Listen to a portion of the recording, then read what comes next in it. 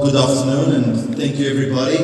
This is a marathon. We admire you for your patience. I should like to ask actually all the members of the panel to come forward. Mikola Zborilova, I hope she's here. Tony, Gilland, Miguel Nunes Silva, please have a seat first and then we will introduce you one by one. Miguel Angel Quintana Paz, Mark Ivanio and Alvaro Peñas Lopez. Ladies and gentlemen, one round of applause for these wonderful speakers. Thank you. Welcome to Bucharest. Ladies and gentlemen, we have a very prestigious number of speakers this afternoon. I should like to begin with Miguel Angel Quintana Paz, Academic Director of the Higher Institute of Sociology, Economy and Politics in Madrid.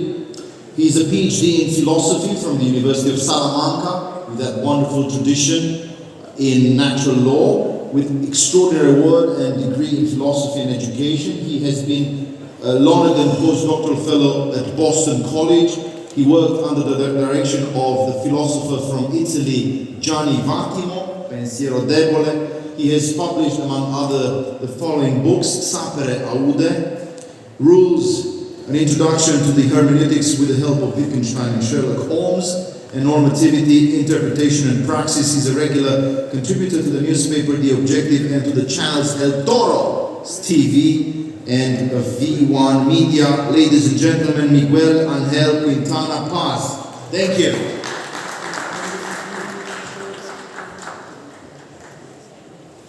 So thank you everybody. It was planned that I was going to be the second last to talk, and my first introduction was going to be that was the good news of my speech, that we were near the end. But I'm also going to give you some bad news. I'm going to talk a little bit about theology. Why in a panel like this one I'm going to introduce this theme that it's been around for some time, but nobody has deepened it, I think. In one very interesting direction that I'm going to try. Carl Schmitt thought that all political concepts or all theoretical concepts of politics were only secularized theological concepts. And that's the idea that I want to connect to the EU institutions and the EU ideology of the elite, of the European Union's elites. I think that they already have an ideology, and this ideology is not coming from another part of the world. It's not coming from Islam, from China, from India, from Africa. It's not coming from out of the blue. It's not coming from Mars or the moon. It's coming from our very roots. It's coming from our Judeo-Christian legacy. But this Judeo-Christian legacy has been, as I said before, in some way secularized, as Schmitt said. I'm going to say that maybe better than secularized, it's been in some way twisted. It's been manipulated. A good word, a good definition for this kind of truths that get distorted in some way is the word heresy. I'm going to consider the ideology of our elites a kind of heresy of Christianity. Heresy, according to another author, Gilbert Keith Chesterton, is a fragment of the truth that is exaggerated at the expense of the rest of the truth. So, what is this part of the truth that has been exaggerated? This part of a more general truth that is truth itself, that we share, that Christianity shares, but that has been isolated and then gets distorted. I think that it's the notion of the victim. Christianity bets on the care for the weak, for the hungry, for the thirsty, for the vulnerable, for the victim, in one word. And this idea is kept by this heresy. But it's kept isolated from everything around. And so it gets a very strange and dangerous direction. When you take the victim, but you don't think about God, and you look at all the victims, but you don't think and you don't consider the idea of God, then in some way you make the victim, or the victims, or the groups of victims, new gods. Your new God, your new absolute power that you have to surrender to. And everybody is interested in getting this position, the position of God.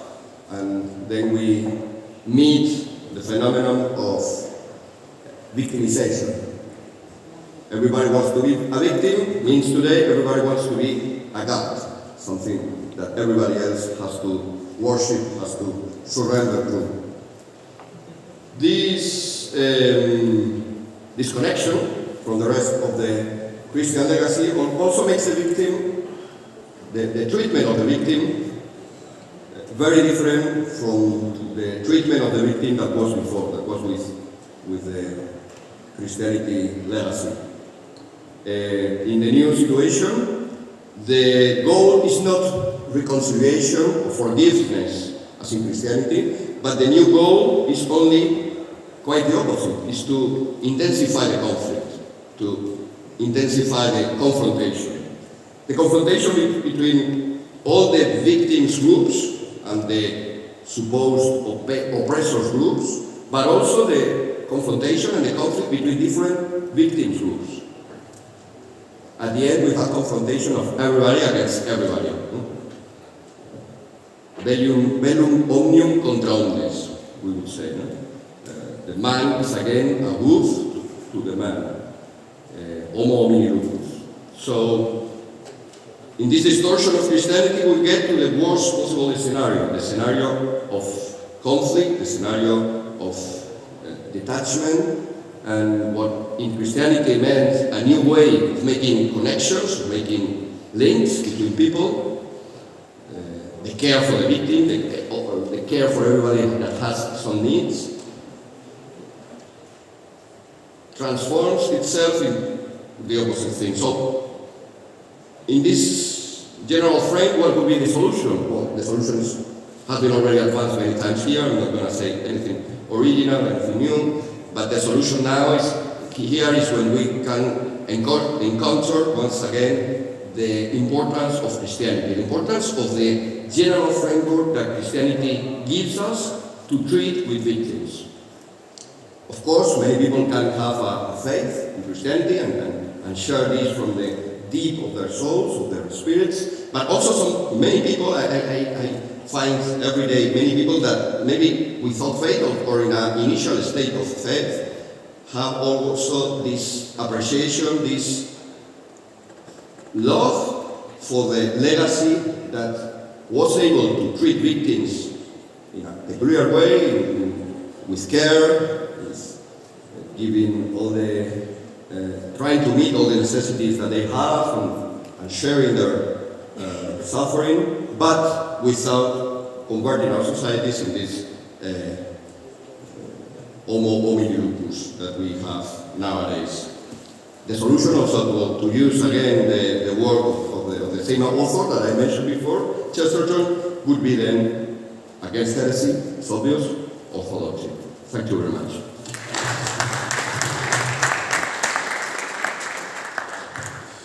Thank you for reminding us of Carl Schmitt and the creative concepts of Christian theology. Now we are going back to mathematics, probably. Tony Gilland, Chief of Staff of the MCC organization in Brussels. He has been more than 30 years involved with various think tanks in the United Kingdom, former teacher and manager in the UK further education sector. As curriculum manager for mathematics at Mid-Kent College, he led a team of 11 math tutors to support students that struggle with the subject. Lots of them are politicians in Romania. Tony believes in an academically rigorous approach to education that takes the capabilities of young people seriously. His work in Brussels is informed by his extensive experience of promoting debate and free speech. Perhaps we should have had a debate here, we just have speeches.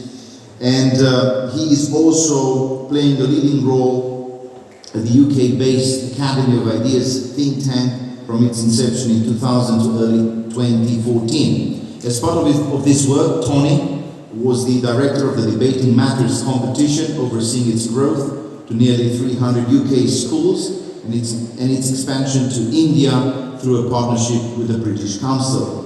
We're waiting for you here in Eastern Europe as well. He's an associate fellow at the Academy of Ideas and holds a degree in philosophy, politics and economics from the University of Oxford. Tony, the floor is yours. Thank you. Okay, well, thank you very much. Thank you to the Institute Conservatoire, thank you to Anne, and thank you to all of you for still being here. I hope you've got a lot of fight left in you, particularly for the next 6 weeks. And thank you for the kind introduction. Unfortunately, perhaps one little update didn't come through, which I suggested could replace all of my past, which was a very important moment 2 weeks ago when I was the front line between the police and shutting down NAPCOM in Brussels. But more of that, thank you.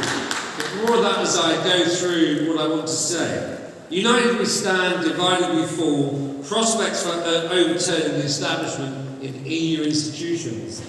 That's a really tall order at the end of 2 hard days, brilliant days, but hard days of lots of thought and debate. That's a really tall order, but it's even a bigger objective going forwards to turn that into reality. So, at the end of yesterday, Professor of Law George Pipera summed up the highlights of the day. He said, cancel culture and gender fluidity are not European values. This is a good rallying cry for being united behind. Cancel culture and gender fluidity are not European values. We need more and more people to understand that and say it out loud and proud. Free speech, that's another good starting point. And it's where George Simeon started the conference so well.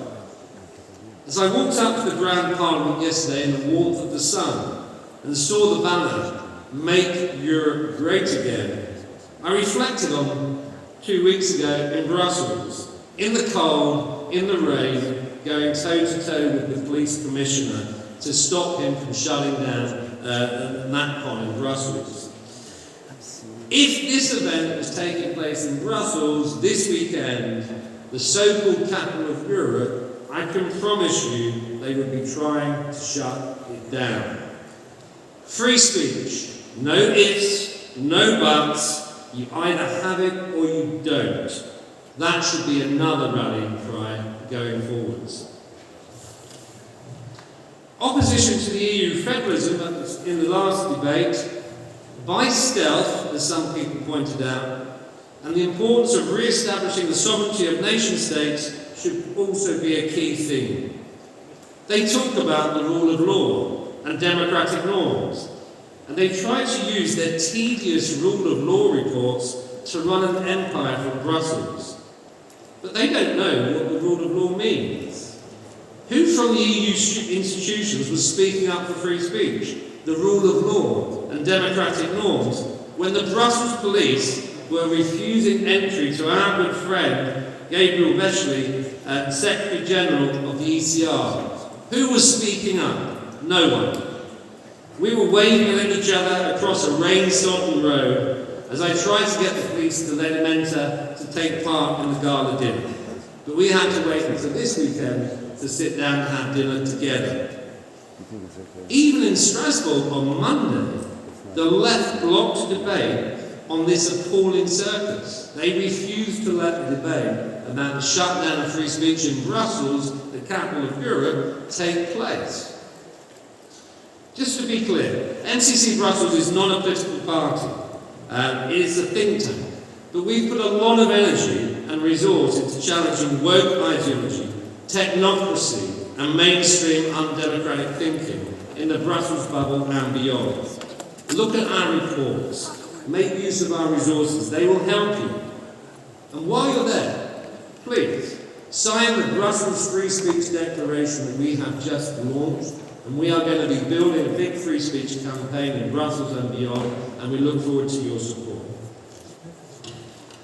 We have opened up and challenged the EU's relationship with LGBTQ NGOs.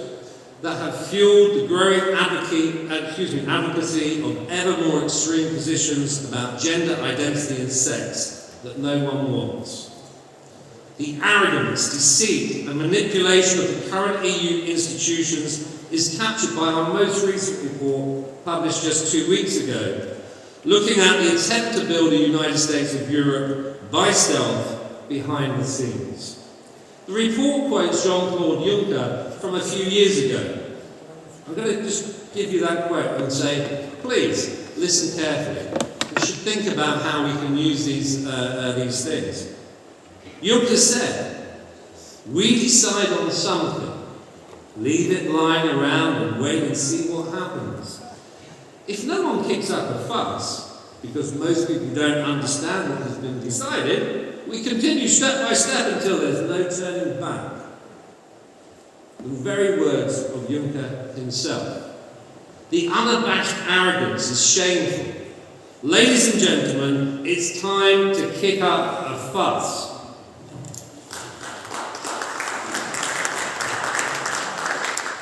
NatCon was held in Brussels in 2022 without incident, or the venue being pressured to cancel. What changed? What has changed is the populist moment. From Wilders in the Netherlands, to Schengen in Portugal, to Vlaams-Belang in Belgium, to Rassemblement in France, and AfD in Germany, the establishment's fear is of a rightward shift will expose their tactics of manipulation, intimidation, and bad faith. That's what's changed.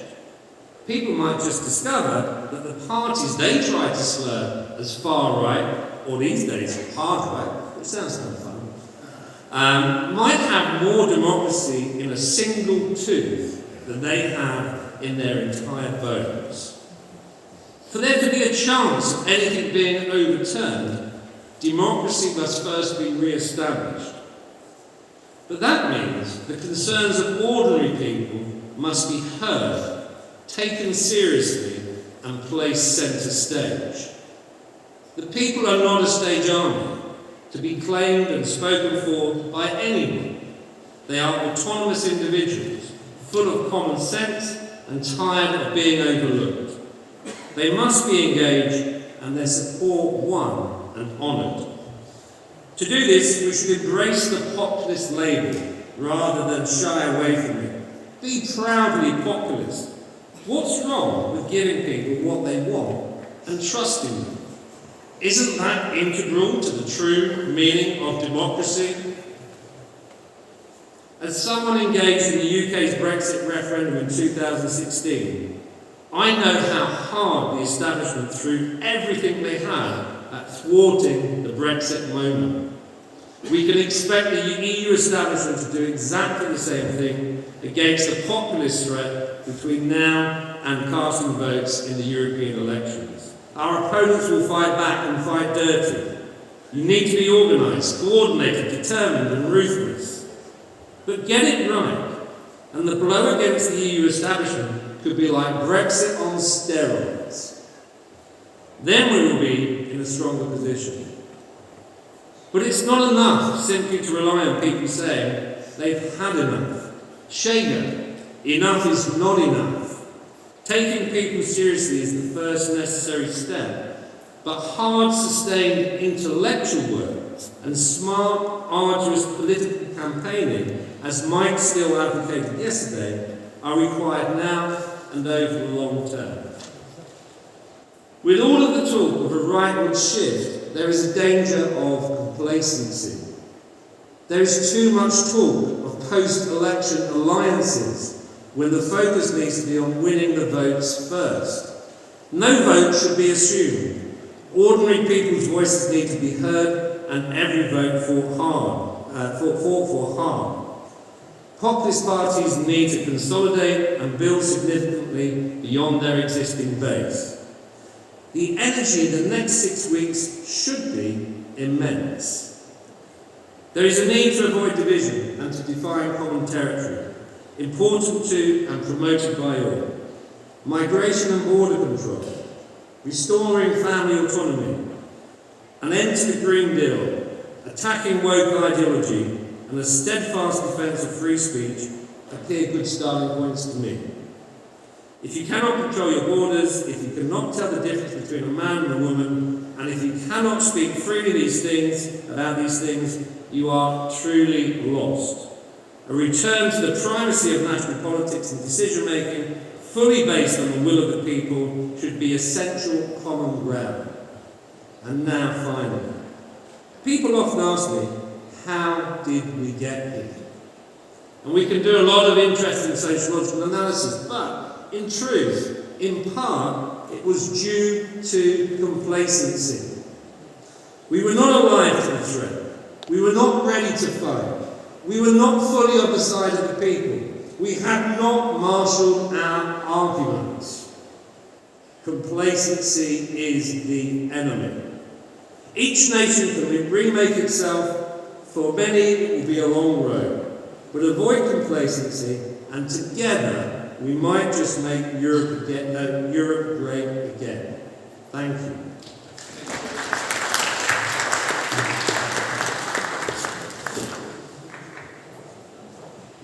This was great. Thank you very much for this call to arms. There's future in the British conservative tradition also. Just a quick explanation. Maybe you are a bit puzzled why yesterday we had lots of people in the room, today not so many. Today is a big feast in the Orthodox calendar. It's the Palm Sunday. But also, I have to tell you, our party is getting ready to submit all the candidacy, so to speak. We have thousands of people basically getting ready to run for office for the 9th of June. I mean here the local elections. That's why everybody is now buried in work and they are doing a lot of paperwork. That's why we don't see too many people today. But lots of people are watching this live, and thank you for your presence. Now we are moving to Portugal. We heard Chega, but we want to meet a very bright representative of the movement. This is Miguel Nunes Silva, the director of Trezeno Institute, a leading conservative think tank in Portugal, a local councilman affiliated with Portugal's third largest political party.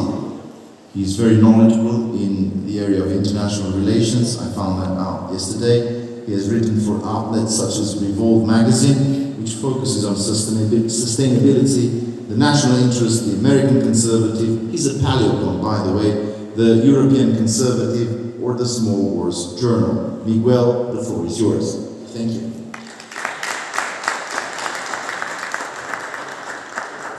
Thank you, Mihai, for that wonderful introduction. I will just very briefly greet and thank the Conservative Institute of the R Party.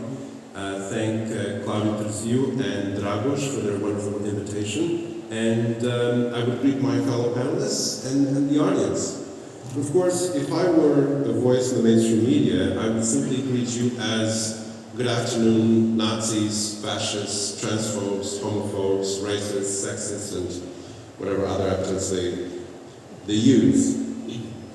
Why do they use these epithets? Well, quite simply because they have no practical counter-arguments to our substantive arguments. They need to resort to insults and they need to resort to defamation. Now, I am affiliated with the Chega Party, but I'm not here in the quality of a member of Chega.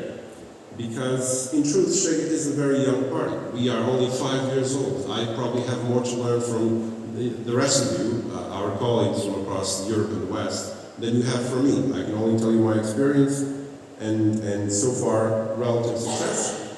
But we are very young and we are still new at this. Rather, I think that, especially in this topic, in this panel, it is important to talk about Europe and the EU specifically. And since I have had the opportunity to work for the EU, I will make use of this insider knowledge to give you a brief analysis of two main challenges that I think that we all face when confronting the EU establishment. Now, I'll give you a brief introduction to my European path. I have a master's degree from the College of Europe. From there, I took a traineeship in the European Commission. From there, I went to the private sector in the bubble of Brussels. And you might be wondering, well, Miguel, if you're a Eurosceptic, why the hell did you do something like that? Very simply because I felt that I needed to develop an expertise, and I also thought that if I'm going to criticize Europeanism, well, I might as well do it with some substantive knowledge. So I took this path. And what did I learn by going to Brussels? Very quickly I realized that Brussels is a very political city. Politics is the industry of the capital of the EU and the capital of Belgium. But it's not a particularly diverse or interesting city. In a normal capital, you have left-wing parties and you have right-wing parties. But in Brussels, no matter where I went, be it academic workshops, be it workshops or conferences promoted by the institutions or by governments or by lobbies, the message is always the same. There's one single narrative in Brussels. There is no diversity of opinion. Even when you go to panels on the dreadful European populism, the conclusion is always the same. How do we communicate that the EU is a wonderful thing to the citizens? The concern is never, are we doing too much? And I mention all of this because by living in Brussels, by working together side by side with the EU elites, I realized very quickly that we have a big problem on our hands. And that problem is that the people who live in Brussels work in the institutions, and this is not a small number of people. So I was checking online yesterday, the number of official employees in the institutions is about 60,000. Now, 60,000 doesn't seem like a big number. But now you have to consider that they have families, and these families depend on the incomes that come from the EU. So let's triple that. And then you have to consider all the institutions and NGOs and people working for national governments, but who depend on EU subsidies and EU money directly. Then you have to double that number. And then you have to consider all the private sector people who may work in the private sector, but they depend almost exclusively on contracts with the EU. And suddenly you realize that there's a coterie of around 1 or 2 million people in the continent who are hardcore Europeanists, and this leads into the main challenge that we face. They are hardcore Europeanists, and they are very influential. Why? Because they rely entirely on the existence of the EU. Now, we as conservatives, we want to repatriate a number of the competences that the EU institutions have right now. But how do we do that if we are going to have an opposition to us that is not motivated by ideology even, it's not even motivated by idealism, they are motivated by their own personal self-interest.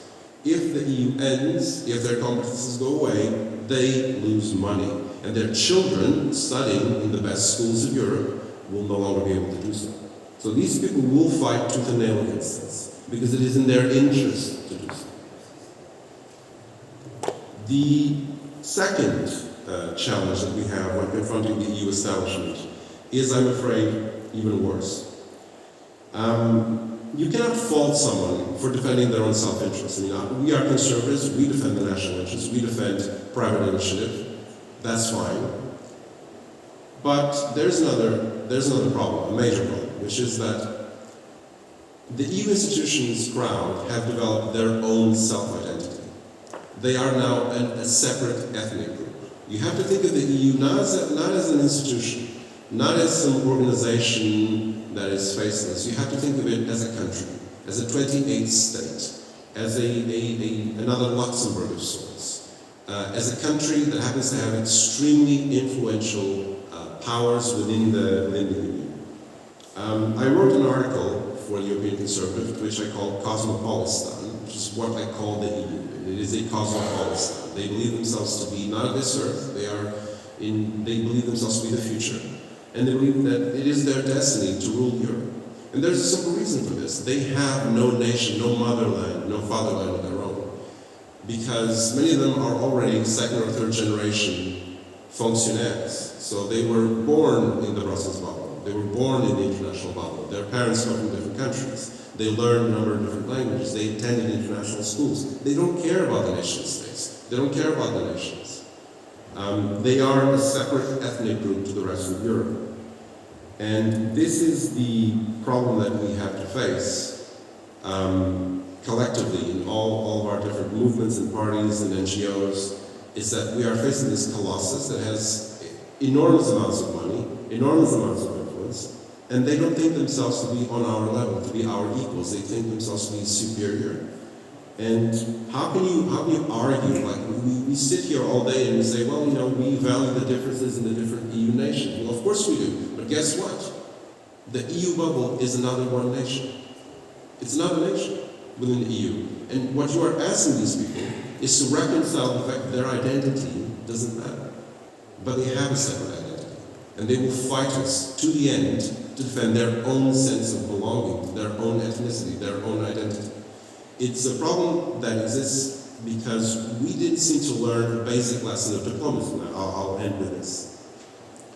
When the different European nations, and Portugal was one of them, started going around the world, conquering, colonizing, discovering new lands, we had to develop a national bureaucracy of diplomats to represent our interests. And we learned very quickly that if we don't have a rotation of posts in these diplomats, they will go native.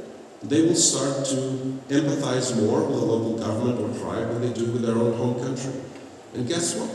After the end of the Second World War, when we concluded the treaties of Rome and when we created the EU institutions, we didn't apply those lessons. The people that we sent to Brussels, they stayed there. They took roots there. They created families there. And now those families are against us. What we have ahead of us is the process of dismantling a separate nation in Europe, another Belgium. So think of that, consider that, because I don't have easy answers for you, but I do know that these two challenges are true problems that we're going to have to face. These people are not going to act logically, they're not going to act rationally, because they are passionate about their cause. Their cause is their identity, however subversive we may think it is, however Luciferian, someone used the term, they may be, but they don't think of themselves as one of us. They don't think of themselves as normal people. They think of themselves as a destiny and a future, an abnormality that is here to stay, and they would like to see us destroyed and disbanded, precisely because this is part of their identity to do so. So I will leave you with this, and thank you.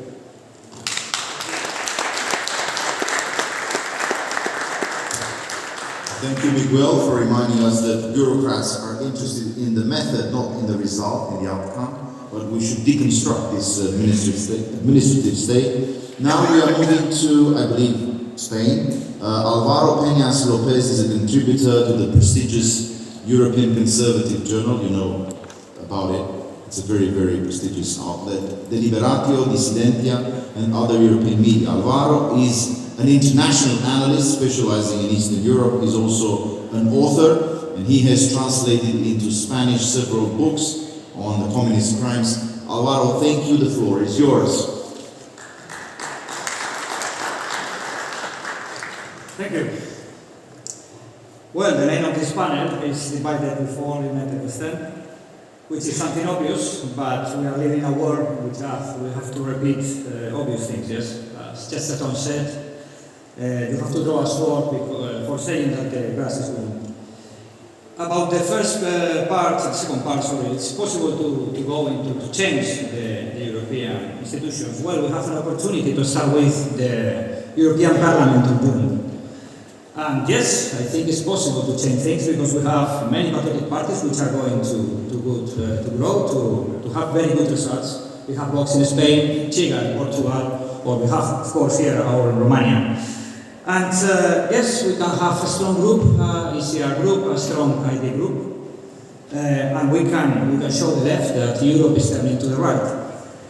But of course, this is a problem for them. They are very worried about this. Of course, they have reasons to be worried because hopefully their party will be over.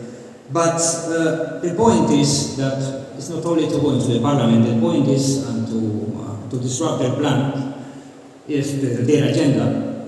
The point is to change this forever, to find a way to take out the society from this suicide we are going on.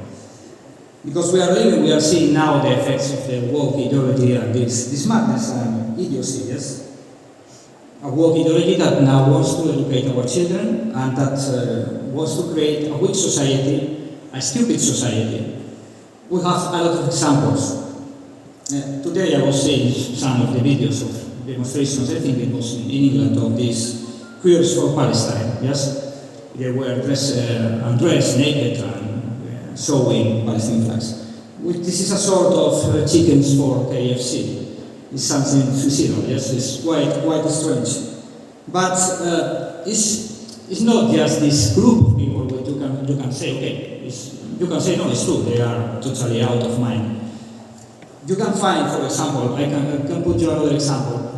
The other day I joined a conference online, which was made in Ukraine, and it was about the effect of the war on veterans, yes? How they come home after being in the front lines.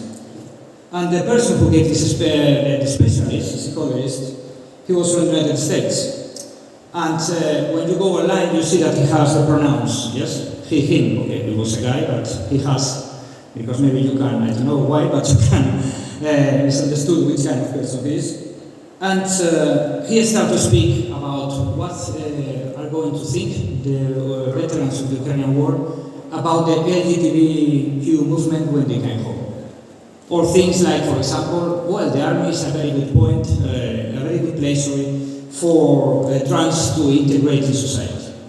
So it was really absurd what he said. There was something which can be useful, but most than 80% it was nothing. It was totally absurd, totally stupid thing. It was funny because one of the Ukrainian soldiers there asked him that, okay, we are a Christian country and this is a nonsense for us. We don't understand what you're talking about, yes? But the point is that you have a person who is speaking with people who is having a war, who is living a war, 2 years war, and he sells his ideology. He does not see that what he's saying is stupid. For example, we have something worse, which was the case of Anne Hidalgo, the mayor of Paris, when she was also in Kiev. And she told the mayor of the Ukrainian capital that, okay, one good point of they were having this destruction in the hands of the Russian artillery is that when they reconstruct the city, they could build bicycle lanes. So you can imagine the face of the Ukrainian mayor, yes, was looking for the hidden camera. But this is the mayor of Paris, socialist, the mayor of one of the main cities of Europe. So the problem is that we have these crazy, these mad people in power. In Spain, we have saying is that in every village you have a mayor, you have a doctor, you have a priest, and you have an idiot. And now the idiot is the mayor.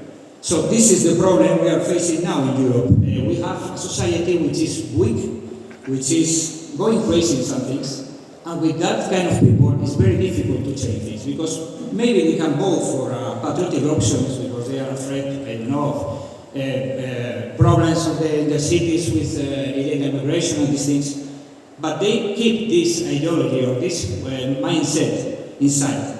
So when things get better, they will vote again for the other way. So we have to change this mindset. The only way, is, for example, you need to remember this film, Apocalypto, yes? It says that there was a quote of Gilland that says that a great civilization is not conquered from without until it has destroyed itself within. And this is absolutely true. Also, if woke have existed in the time of Apocalypto, probably they will have queers for human sacrifice, because this is the way they think. The only way to change, the only way to finally win this battle is to came back to the values that make the West great. Truth, beauty, and goodness, eternal values.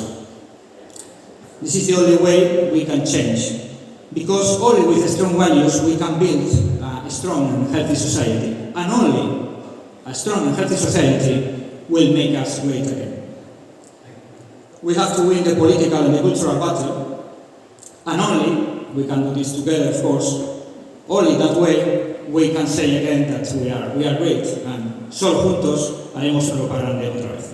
Gracias, thank you. Thank you very much.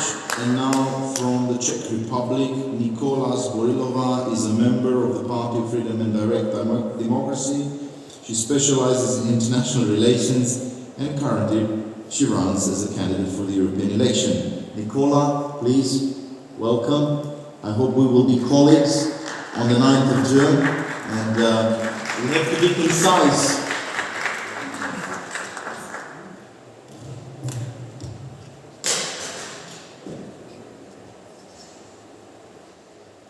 Ladies and gentlemen, first, thank you for the introduction. Dear ladies and gentlemen, distinguished guests, my name is Mikola Zborilova. As was already mentioned, I'm a member of the party called Freedom and Direct Democracy. In Czech, the abbreviation is SPD, but we have not much in common with the German. Just to mention, I thank you on behalf of myself and my party SPD that I can be present at this conference. I also wanted to mention, because we had the possibility to discuss with Miguel from our partner party Chega about this issue, and I can confirm everything that he said. As I also work in the European Parliament, which is part of the institutions, and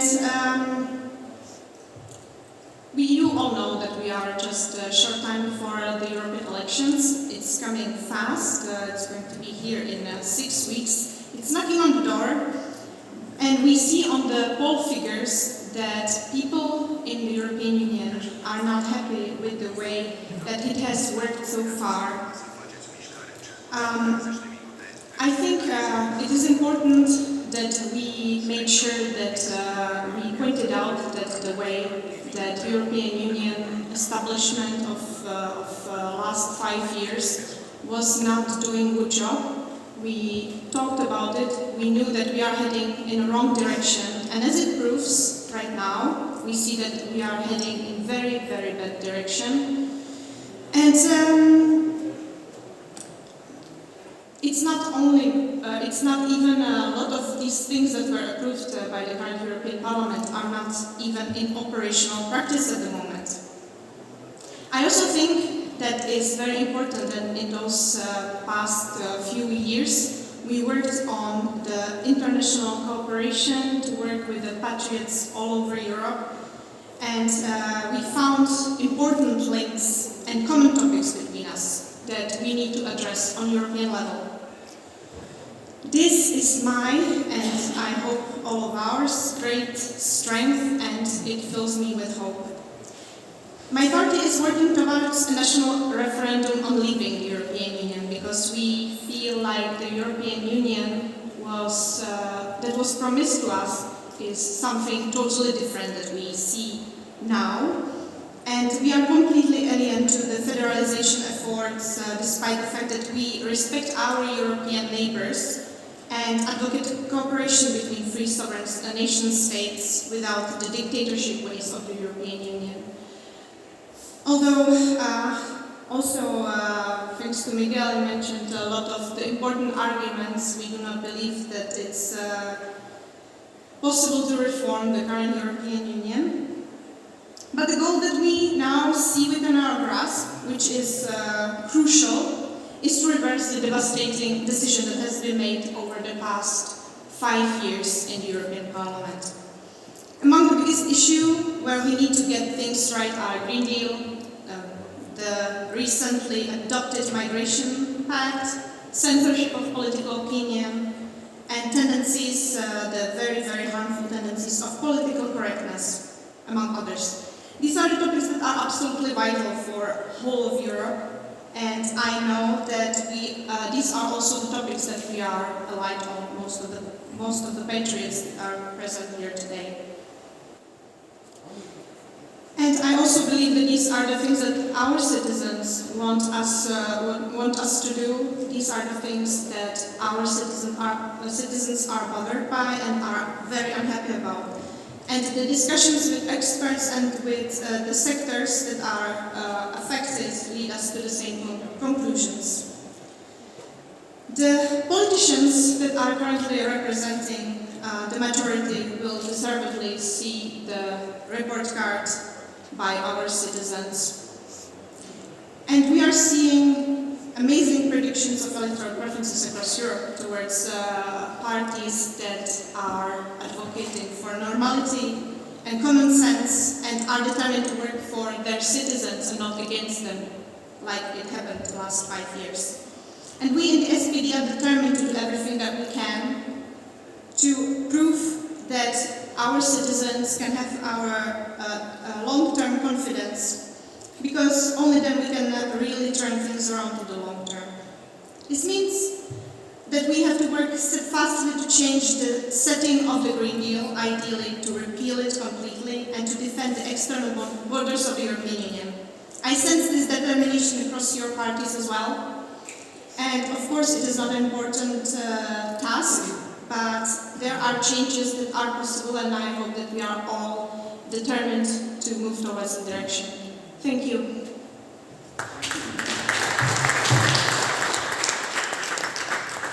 Thank you very much.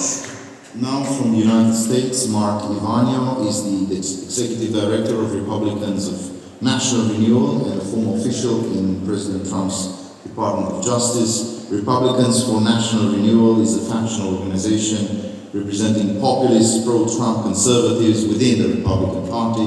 Over a dozen congressmen are members of the organization, as well as 25 members of the Republican National Committee, the governing body of the party. This organization frequently holds events across the country featuring leading figures within the Republican Party. Mark, welcome to Bucharest. The floor is yours. Thank you.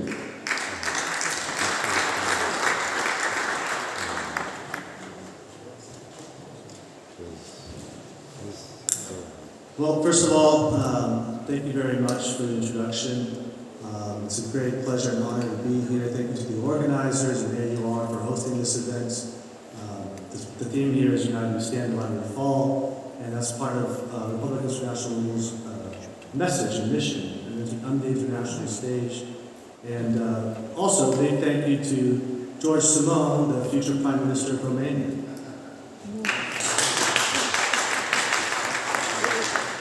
So, too often there are rivalries among the patriotic right. We are at each other's throats over small differences, rather than focused on the enemy. This needs to end. The task at hand is massive. We are the individuals standing at thwart history, yelling stop, wishing to reverse the social and cultural trends that we see happening today. We cannot survive the infighting and the backbiting that is too often a feature of the patriotic right. The left is successful in part because they are so united. They get their orders from the top down, and they always repeat the same message, whether they're center left, far left, it doesn't matter, they have the same message. Additionally, it is the policy of Republicans for National Renewal to foster harmony among the right wing.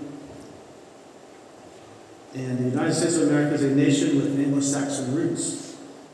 And we must not forget our heritage, lest we have our tradition of liberty erased and removed. Replaced with a polyglot multicultural economic zone. In the United States, there's little patriotic pride among a lot of states, particularly the ones on the left, so California, New York. It's more like an economic zone, not so much like a country. And we see that trend continuing throughout Western Europe as well. We stand against the cosmopolitan elites who are at war with our values, and we must create a culture of unity, putting aside our egos and our petty differences in order to assure that our despicable and depraved enemies are crushed and defeated. We owe it to our Creator to be as effective as possible, taking seriously our position as defenders of civilization, willing to do whatever it takes to achieve a lasting victory. For the war that is here and will be hastening in the years to come, it will mean sacrifice. We all must do our parts, and the least of which is uniting with our brothers who have joined us on the front lines in defense of civil society. For it is unity, not diversity, that is our strength. Let us unify under the principles of freedom, dignity, respect, and honor to defeat the left and usher it then into the dust of history. Thank you all again. It's a great pleasure to be here. I appreciate it.